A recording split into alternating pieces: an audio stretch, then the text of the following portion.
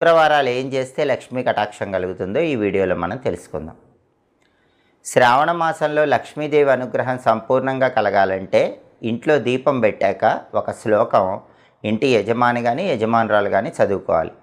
ఆ శ్లోకానికి ఉన్న గొప్పతనం ఏంటంటే, దేవేంద్రుడు తాను సంపదలన్నీ పోగొట్టుకున్న సంపదలు తిరిగి పొందటానికి పాలసముద్రం నుంచి అవతరించిన లక్ష్మీదేవిని ఒక స్తోత్రంతో ప్రార్థిస్తాడు.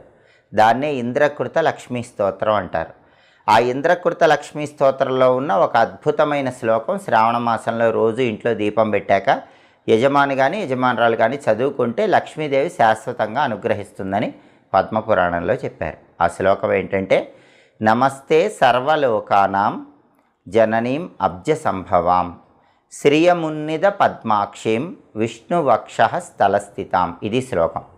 ఈ శ్లోకంలో ఉన్న అర్థం ఏంటంటే, నమస్తే సర్వలోక